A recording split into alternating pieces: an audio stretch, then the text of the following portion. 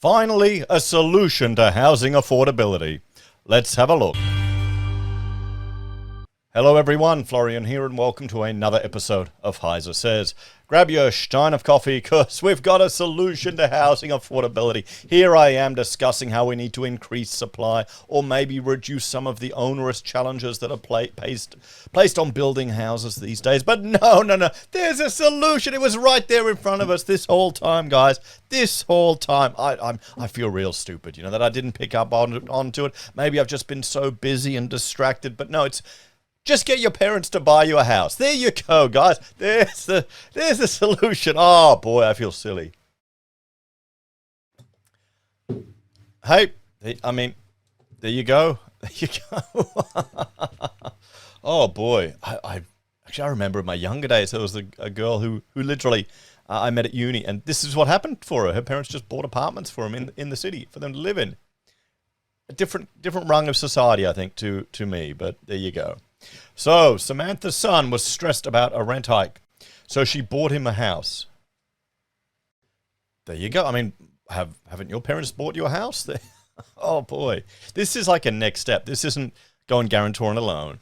This isn't paying some money to help people get into a house. This is just buying them one. Well, probably makes sense. I know a lady I worked with years ago, and what she did was even pretty bloody dodgy, to be honest. They had bought an investment apartment or a unit, a townhouse, under the family super fund. And then one of her friends was renting it, so she was living in there as a roommate. So she got the benefit of living in a house bought by the family super fund by going dodgy around the system. You can't do that, which kind of sucks, particularly when you've got all this money sitting in super and it could help you buy a house to keep you accommodated. But that's not how things work here in Australia, Oh, boy. So let's check this one out, guys. Samantha Cook knows how fortunate she is. She bought an investment property in the spur of the moment one Saturday to help her adult son with the escalating rental and cost of living crisis.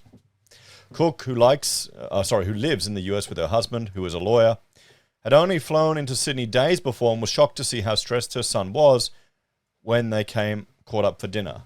Well, she's obviously in a financial position to do that. Not everyone's going to be in that position.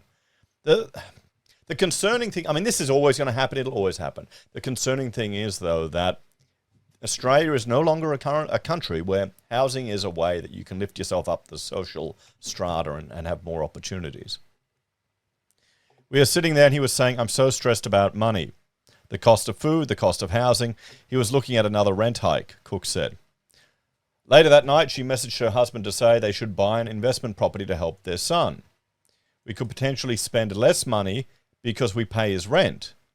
Okay, well, then this makes perfect sense for him. If they're already paying his rent, this is just the old rent money is dead money thing. We can achieve all of this, alleviate all of this stress and take advantage of the fact the dollar is 66 US cents.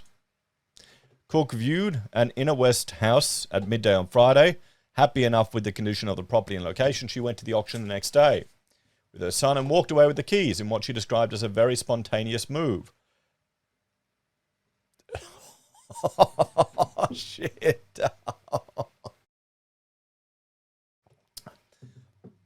I better get my mother to watch this one. Boy, there you go. We probably would have helped them anyway, but it was something that the kids were getting very stressed with, the rental crisis and the cost of living. While she acknowledges how fortunate her family is to be able to help her son into home ownership, she's not alone.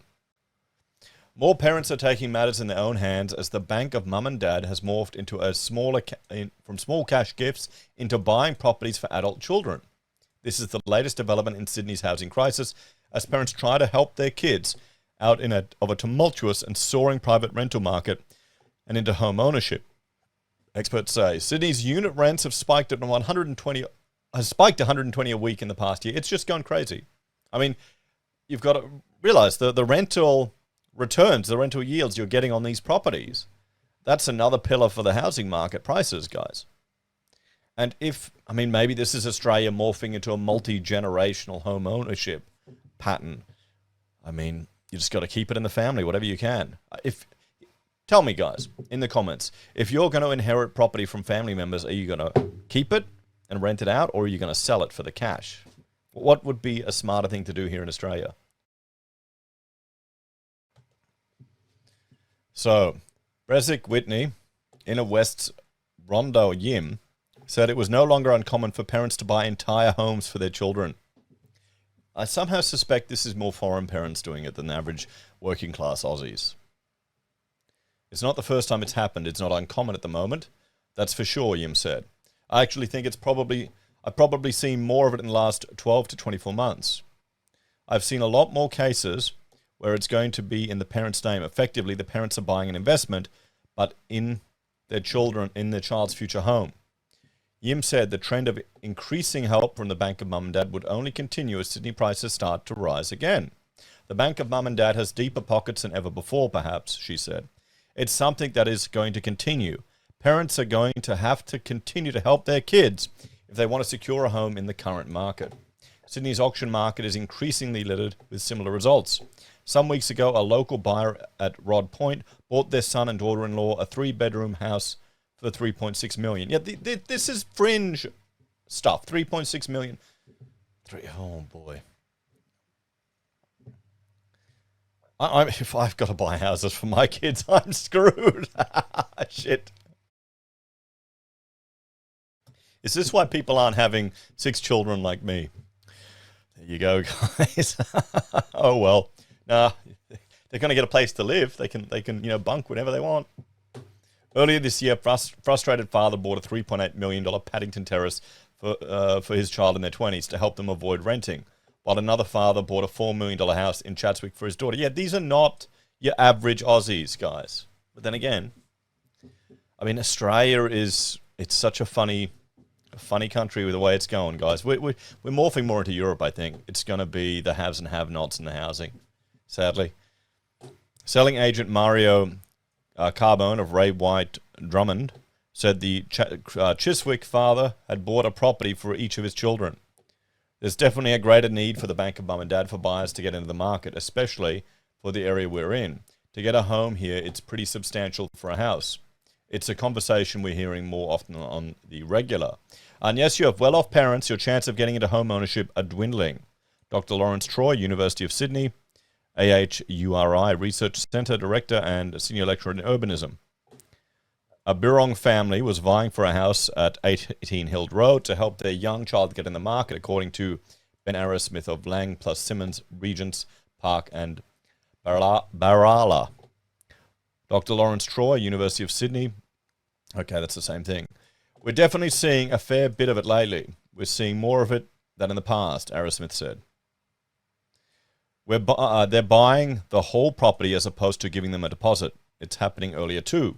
Even further west, families are buying investment properties, with some tapping into their own home equity for their children at much younger stages of life to get ahead. The University of Sydney, yes, said their recent paper concluded that young people were unable to get into home ownership without family support, either in kind or direct financial contribution.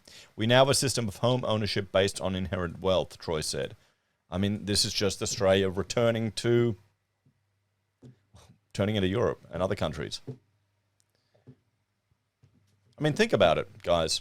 Where do people want to live in Australia, in the cities? Sydney, Melbourne, Brisbane, even Adelaide, Perth, and that's where people want to live. That's where most of people want to live. That's where people migrating over to Australia want to live. That's where all the services and amenities are. If you're living independently in a private rental trying to save for a deposit, forget about it. It's depressing, but people need to wake up to this. Yeah, I mean, that's the reality of it. If you can live at home with your parents to save up a deposit, do it. Don't be ashamed. Don't be ashamed. You got to do it, guys. It's the only way to get ahead, because that's what the people you're competing with are doing. That's what the genius property investor who worked at Macca's, bought his first house before a peak, and is now selling courses on Facebook.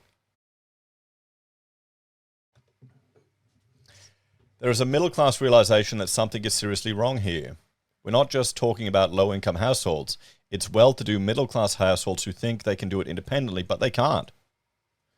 I want people to realize how stacked it is now. Unless you have well-off parents, your chances of getting into home ownership are dwindling. There is a middle class. Yep. Okay. Why is it repeating that in the stupid article? But it's true. It's probably the way I captured the article to draw over. Well, guys, there you go. Let's have a talk about this one.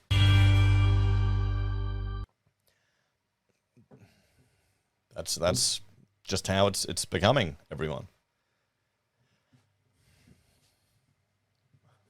I mean, in other cultures, you'd have multi-generational living and people working together. Maybe that's just how Australia has to adapt. As we're becoming a more multicultural society, you'll get all of these different cultural ideas coming together in a big mixing pot. And then we'll have the new and improved, hopefully best of the best, come out afterwards. But, I mean, what can we say, guys? I mean, sure, there's some real fringe stories here, but there you go. There's a way to address housing affordability. Just buy a house for your kids. Damn. Anyway, thanks for watching. Let me know your thoughts and opinions on this one. Check out Heise BIM or Heise Does. And if you're a fan and want to support us, you can financially on YouTube or Patreon. Use our referral links, buy a Pocket Squares, or call us if you need an architect. Take care. Have a great day, and I will see you all next time. Bye for now.